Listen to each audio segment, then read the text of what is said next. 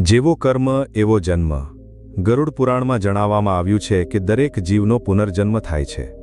મનુષ્ય જેવું કર્મ કરે છે એવી જ યોનિમાં જન્મ લે છે. મિત્રો, મૃત્યુ એ એક એવું સત્ય છે જેને કોઈ ટાળી શકતું નથી. પરંતુ મિત્રો, આપણે એ જાણી શકતા નથી કે મરણ પછી આપણો આગળનો જન્મ કઈ યોનિમાં થશે.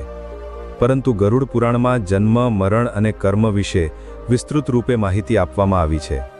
તો આવો શરૂઆત કરીએ ગરુડ પુરાણની એ જ જ્ઞાનવર્ધક પ્રસ્તુતિની કે મનુષ્યના મરણ પછી તેનો આગળનો જન્મ કયા રૂપમાં થશે. નમસ્કાર મિત્રો, આપનું સ્વાગત છે અમારી આ ચેનલ ધાર્મિક કથાઓમાં. મિત્રો, ગરુડ પુરાણની આ જ્ઞાનવર્ધક પ્રસ્તુતિમાં તમે ખોવાઈ જાઓ તે પહેલાં અમે તમને જણાવી દઈએ કે આ વિડીયોને અધવચ્ચે છોડવાની ભૂલ બિલકુલ ન કરશો, કારણ કે આ ગરુડ પુરાણની જ્ઞાનવર્ધક પ્રસ્તુતિ છે જે તમારા જીવન સાથે જોડાયેલી છે. ગરુડ પુરાણના આ રહસ્યમય જ્ઞાનને જાણ્યા પછી તમારા જીવન સાથે જોડાયેલા લોભ, ક્રોધ, મોહ સમાપ્ત થશે. મિત્રો, ભગવાન શ્રી કૃષ્ણ કહે છે કે ક્યારે કોઈ વ્યક્તિએ ગરુડ પુરાણની વાતોને અધવચ્ચે ન સાંભળવી જોઈએ, કારણ કે અધૂરું જ્ઞાન હંમેશા ઝેર સમાન હોય છે. આથી મિત્રો, તમને એ જ વિનંતી છે કે તમે આ વિડીયોને સ્કીપ કર્યા વિના અંત સુધી જરૂર જુઓ. સાથે જ આ વિડીયોને એક લાઇક કરીને ચેનલને સબસ્ક્રાઇબ જરૂર કરી લો. અને હા મિત્રો, કોમેન્ટ બોક્સમાં જય શ્રી કૃષ્ણ લખીને ઈશ્વર પ્રત્યે તમારી કૃતજ્ઞતા જરૂર વ્યક્ત કરજો. આવો મિત્રો, જાણીએ ગરુડ પુરાણમાં શ્રી કૃષ્ણે જણાવ્યું છે કે દરેક મનુષ્ય પોતાના જીવનમાં સારા ખરાબ કર્મો કરે છે, કારણ કે તેને પોતાના કર્મો વિશે જાણ હોતી નથી. જે મનુષ્ય સારા કર્મ કરે છે તેને મોક્ષની પ્રાપ્તિ થાય છે, જ્યારે જે મનુષ્ય ખરાબ કર્મ કરે છે તેને કીડા મકોડા કે નીચી યોનિમાં જન્મ મળે છે. આવો મિત્રો, એક કથાના માધ્યમથી જાણીએ જે ગરુડ પુરાણ અને સ્કંદ પુરાણ દ્વારા મનુષ્યના કર્મો વિશે જણાવવામાં આવ્યું છે કે મનુષ્ય પોતાના પાછલા કર્મોનું ફળ કયા રૂપે ભોગવે છે, જેને ભગવાન શ્રી કૃષ્ણે નારદજીને સ્વયં જણાવ્યું હતું. આજે આપણે એ જ કથા જાણીશું. મિત્રો, એક સમયની વાત છે. દ્વારકા નગરીમાં શ્રી કૃષ્ણ પોતાના દિવ્ય આસન પર બેઠા હતા. ત્યારે દેવર્ષિ નારદ નારાયણ નારાયણનો જાપ કરતા તેમની પાસે પહોંચ્યા. તેમણે પ્રણામ કર્યા અને કહ્યું, હે પ્રભુ, તમે ત્રિકાળદર્શી છો. તમે જાણો છો કે જે જીવ મનુષ્ય જન્મ લે છે તે પોતાના પાછલા કર્મો અનુસાર ફળ ભોગવે છે. હે પ્રભુ, હું જાણવા માંગુ છું કે પાપ કરનાર મનુષ્યનું મૃત્યુ પછી તેના શરીરમાંથી આત્મા નીકળ્યા પછી આત્મા સાથે શું થાય છે? શું તેને ક્યારેય મુક્તિ મળે છે કે તે જન્મ જન્માંતર સુધી કષ્ટ ભોગવે છે? મિત્રો, ત્યારે ભગવાન શ્રી કૃષ્ણ નારદજીની વાત સાંભળીને મુસ્કુરાયા અને કહ્યું, હે નારદ, આ પ્રશ્ન ખૂબ ગહન અને મહત્વપૂર્ણ છે, જે માનવજાતના જીવન, કર્મ અને તેના ફળ પર આધારિત છે. હું તમને એક એવી કથા સંભળાવું છું જે ન માત્ર તમારા આ પ્રશ્નનો જવાબ આપશે, પરંતુ દરેક મનુષ્ય માટે એક ચેતવણી અને પ્રેરણા પણ હશે. તમે આ કથાને પૂરા ધ્યાનથી અંત સુધી સાંભળો. શ્રી કૃષ્ણ બોલ્યા, હે નારદ, આ કથા ગરુડ પુરાણની કથા છે, અને આ કથાને જે અધવચ્ચે સાંભળે છે તેના પર ભારે સંકટ આવે છે, કારણ કે અધૂરું જ્ઞાન ઝેર સમાન હોય છે. કૃષ્ણ બોલ્યા, હે નારદ, આ કળિયુગથી ભરેલા સંસારમાં જે મનુષ્ય આ કથાને પૂરા ધ્યાનથી અંત સુધી સાંભળશે અને સમજશે તેને આ સંસારના તમામ પાપ, કામ, ક્રોધ, મોહથી મુક્તિ મળશે. પછી ભગવાન શ્રી કૃષ્ણ નારદને એ કથા સંભળાવે છે. ભગવાન શ્રી કૃષ્ણ બોલ્યા, હે નારદ, પ્રાચીન સમયમાં એક ગામમાં દક્ષ નામનો એક વ્યક્તિ રહેતો હતો. તે ખૂબ ધનવાન હતો, પરંતુ એટલો જ ક્રૂર, સ્વાર્થી અને અધર્મી પણ હતો. તેનું જીવન ફક્ત ભોગવિલાસ અને બીજાઓને નીચા દેખાડવામાં જ પસાર થતું હતું. દક્ષના માતા પિતા વૃદ્ધ થઈ ગયા હતા. તેમને આખું જીવન મહેનત કરીને તેને સુખ સુવિધા આપી હતી, પરંતુ દક્ષે પોતાના માતા પિતાને પોતાના જીવનમાંથી બેદખલ કરી દીધા હતા. તે તેના માતા પિતાને ઘરના એક ખૂણામાં પશુઓની જેમ રાખતો હતો. તે તેમને યોગ્ય ભોજન પણ આપતો ન હતો અને ન તો તેમની સંભાળ રાખતો હતો. એક દિવસ તેની માતાએ રડતા રડતા કહ્યું, બેટા, અમે તને ઉછેરવા માટે અમારા જીવનના દરેક સુખનો ત્યાગ કર્યો. શું આજે અમારું આ જ સ્થાન છે? દક્ષે કઠોર સ્વરમાં જવાબ આપ્યો, તમે બંને હવે મારા કોઈ કામના નથી. હું તમારા માટે વધુ સહન નથી કરી શકતો. દક્ષનો આ સ્વભાવ ફક્ત તેના માતા પિતા પ્રત્યે જ નહીં, પરંતુ બીજાઓ પ્રત્યે પણ નિર્મમ હતો. તે ગરીબોનું શોષણ કરતો, નિર્દોષ પ્રાણીઓની હત્યા કરતો અને ઝૂઠ, ચાલાકી, કપટથી પોતાનું સામ્રાજ્ય વધારતો ગયો. તેને વિશ્વાસ હતો કે તેના ધન અને શક્તિના કારણે કોઈ તેનું કંઈ બગાડી શકે નહીં. સમય વીતતો ગયો અને એક દિવસ દક્ષનું મૃત્યુ થયું. તેનો આત્મા યમલોક પહોંચ્યો, જ્યાં ધર્મરાજ તેના કર્મોનો હિસાબ કરી રહ્યા હતા. ધર્મરાજે કઠોર સ્વરમાં કહ્યું, દક્ષ, તારા જીવનમાં એક પણ એવું કર્મ નથી જેને પુણ્ય કહી શકાય. તે ફક્ત પોતાના સ્વાર્થ માટે પાપ કર્યા છે. તને નરકની ભયંકર યાતનાઓ સહન કરવી પડશે. તે પછી તને એવી યોનિઓમાં જન્મ લેવો પડશે જ્યાં ફક્ત કષ્ટ જ કષ્ટ છે. દક્ષને યમદૂતો દ્વારા નરકના વિવિધ વિસ્તારોમાં લઈ જવામાં આવ્યો. અગ્નિકુંડમ, જ્યાં તેને નિર્દોષ પ્રાણીઓની હત્યાના પાપ માટે બાળવામાં આવ્યો. પછી તેને શિલાયાતના આપવામાં આવી, જ્યાં તેના માતાપિતાના અપમાનના કારણે તેને લોખંડની શિલાથી કચડવામાં આવ્યો. પછી તેને અંધકારની સજા આપવામાં આવી, જ્યાં તેણે ગરીબોનું શોષણ કરવાના કારણે તેને ઘોર અંધકારમાં નાખવામાં આવ્યો, જ્યાં તેને ભય અને તડપનો અનુભવ થયો. પછી ભૂખ તરસનો દંડ આપવામાં આવ્યો, જ્યાં તે તરસથી તડપતો રહ્યો, પરંતુ તેને ફક્ત ઝેર પીવા માટે આપવામાં આવ્યું. પછી પુનર્જન્મનું ચક્ર પાછું આવ્યું.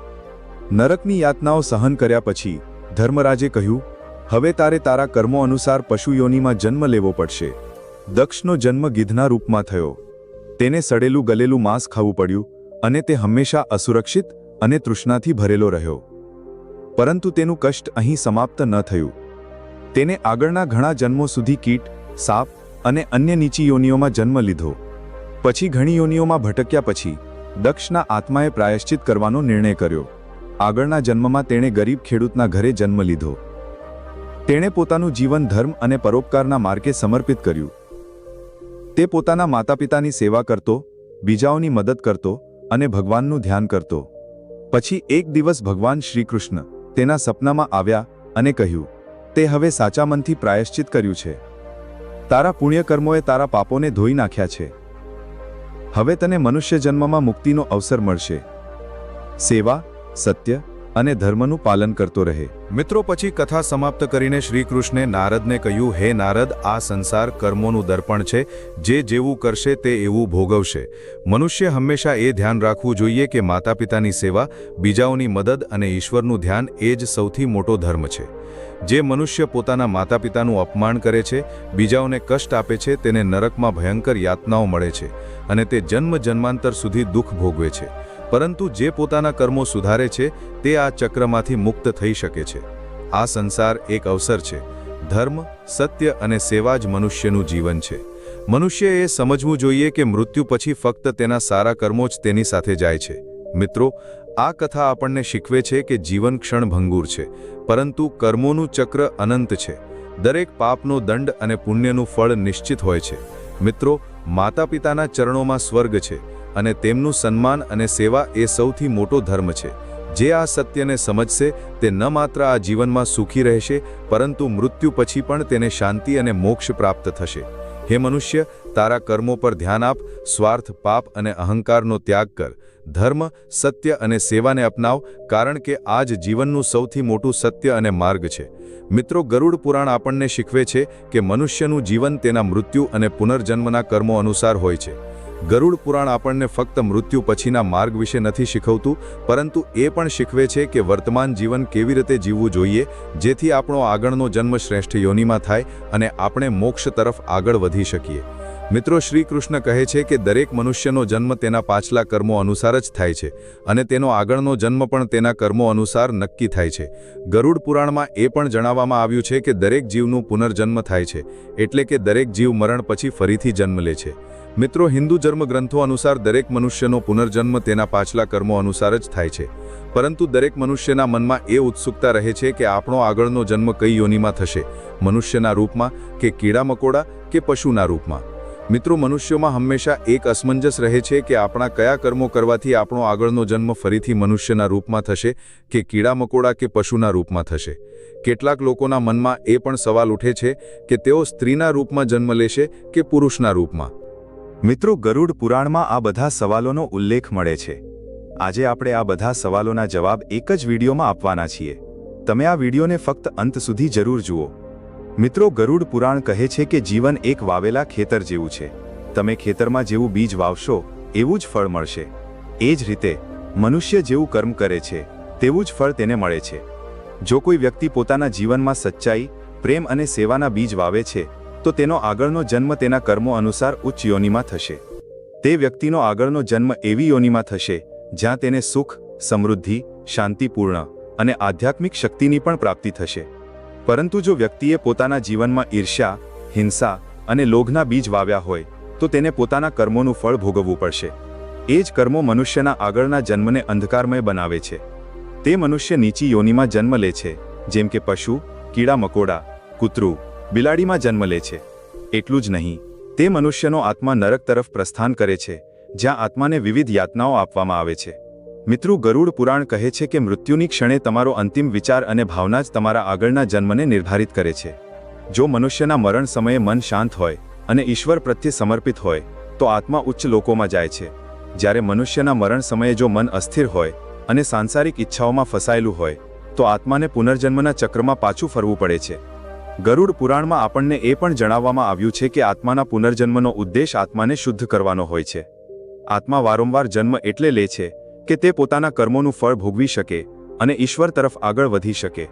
મિત્રો, હિન્દુ ધર્મગ્રંથોમાં એ ઉલ્લેખ મળે છે કે જે મનુષ્ય જન્મ લે છે તેનું મૃત્યુ અવશ્ય થાય છે. જો મનુષ્યએ પોતાના જીવનમાં સારા કર્મો કર્યા હોય તો તેને ઉચ્ચ યોનિમાં જન્મ મળે છે. જો મનુષ્યએ પાપ કર્મો કર્યા હોય તો તેને નીચી યોનિ કે દુઃખદ જીવનનો સામનો કરવો પડે છે. આ બધું કર્મોના આધારે થાય છે. મિત્રો, મનુષ્ય જે પણ સારા કે ખરાબ કર્મો કરે છે તે એક અદૃશ્ય ઊર્જાના રૂપમાં તેની સાથે રહે છે. મૃત્યુ પછી આત્મા પોતાના કર્મોના આધારે આગળની યોનિ કે જીવનની પસંદગી કરે છે. મિત્રો, ગરુડ પુરાણ હિન્દુ ધર્મનો એક પવિત્ર ગ્રંથ છે જેમાં મૃત્યુ, પુનર્જન્મ અને કર્મફળ વિશે વિસ્તૃત વર્ણન મળે છે. આ ગ્રંથ ખાસ કરીને મૃત્યુ પછી આત્માની યાત્રા, પાપ અને પુણ્ય અને મનુષ્યના પુનર્જન્મ વિશે જણાવે છે. ગરુડ પુરાણ અનુસાર મૃત્યુ પછી આત્મા યમલોક જાય છે, જ્યાં તેના કર્મોનો હિસાબ થાય છે. કર્મોના આધારે આત્માને સ્વર્ગ, નરક કે પુનર્જન્મનો માર્ગ બતાવવામાં આવે છે.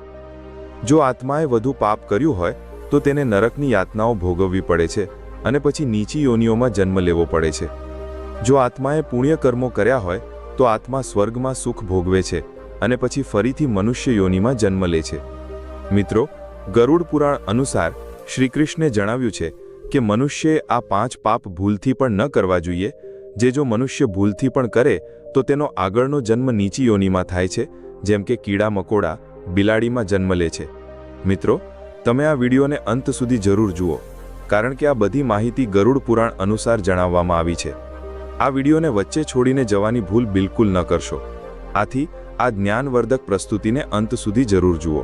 નંબર 1, માતા પિતાનું અપમાન અને અનાદર.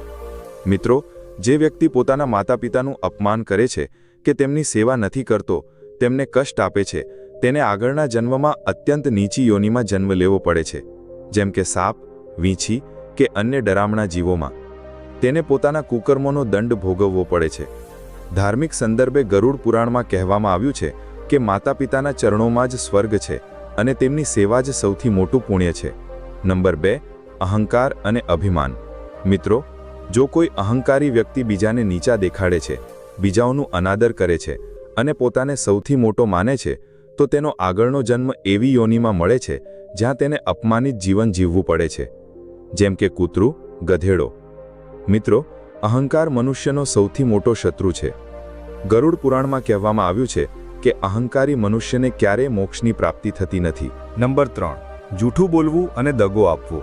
મિત્રો, જે વ્યક્તિ જૂઠું બોલે છે અને બીજાઓને ધોકો આપે છે તેને એવા જીવનમાં રાખવામાં આવે છે જ્યાં તેને પોતે દગો અને અપમાનનો સામનો કરવો પડે છે. આવા લોકો મૃત્યુ પછી કષ્ટ સહન કરે છે અને તેમને પોપટ કે અન્ય બોલતા પક્ષીની યોનિમાં જન્મ મળે છે. નંબર 4, ચોરી કે છલ. મિત્રો, જે વ્યક્તિ ચોરી કે છલથી કોઈનું ધન હડપ કરે છે, કોઈની સાથે વિશ્વાસઘાત કરે છે અને તેનું હૃદય દુભાવે છે તો તે વ્યક્તિને આગળના જન્મમાં નિર્ધનતા અને અપમાનનું જીવન જીવવું પડે છે અને તેને ઉંદર, શિયાળમાં જન્મ મળે છે. મિત્રો, મહાભારત અનુસાર ઈમાનદારી અને સત્યનું પાલન મનુષ્યને ઊંચાઈ સુધી લઈ જાય છે. નંબર 5, સ્વાર્થ અને લોભ. મિત્રો, જે વ્યક્તિ લોભ અને સ્વાર્થ કરે છે તેને આગળના જન્મમાં એવું જીવન જીવવું પડે છે જ્યાં તેને પોતાની ઈચ્છાઓની પૂર્તિ માટે કઠિન મહેનત કરવી પડે છે. આગળના જન્મમાં વ્યક્તિ એવી યોનિમાં જન્મ લે છે જ્યાં તે હંમેશા ભૂખ્યો, તરસ્યો અને અસંતુષ્ટ રહે છે, જેમ કે સુવર કાગડામાં જન્મ થાય છે. મિત્રો, ગીતામાં કહેવામાં આવ્યું છે કે લોભ મનુષ્યનો વિનાશ કરે છે. મિત્રો, મનુષ્યના કર્મો જ તેના આગળના જીવનને નક્કી કરે છે. ગરુડ પુરાણ, સ્કંદ પુરાણ અને ગીતા જેવા ધર્મગ્રંથોમાં જણાવવામાં આવ્યું છે કે મનુષ્યના સારા કર્મો તેને મોક્ષ તરફ લઈ જાય છે, જ્યારે ખરાબ કર્મો તેને નીચી યોનિમાં જન્મ લેવા માટે બાધ્ય કરે છે. આથી આપણે હંમેશા ધર્મ, સત્ય અને પરોપકારનું પાલન કરવું જોઈએ અને આપણા જીવનને સત્યના માર્ગે લઈ જવું જોઈએ. મિત્રો, ગરુડ પુરાણ શીખવે છે કે મૃત્યુ પછીનું જીવન આપણા કર્મોનું ફળ છે. આ ગ્રંથ આપણને એ પ્રેરણા આપે છે કે આપણા જીવનમાં ધર્મ, સત્ય અને પરોપકારનું પાલન કરવું એ જ સૌથી મોટું કર્તવ્ય છે. આત્માની મુક્તિ અને આગળના જન્મમાં ઉચ્ચ યોનિ પ્રાપ્ત કરવા માટે મનુષ્યએ પોતાના કર્મોનું ધ્યાન રાખવું જોઈએ. તો મિત્રો, આજની વિડીયો સારી લાગી હોય તો વિડીયોને લાઇક જરૂર કરો અને કોમેન્ટમાં જય શ્રી હરિ વિષ્ણુ જરૂર લખો. સાથે જ ચેનલને સબસ્ક્રાઇબ જરૂર કરો અને આગળ તમે કયા વિષય પર વિડીયો જોવા માંગો છો તે પણ અમને જરૂર જણાવો. અને આજના આ વિડીયો વિશે તમારો શું અભિપ્રાય છે અમને કોમેન્ટમાં જરૂર જણાવો. જય શ્રી કૃષ્ણ. ધન્યવાદ.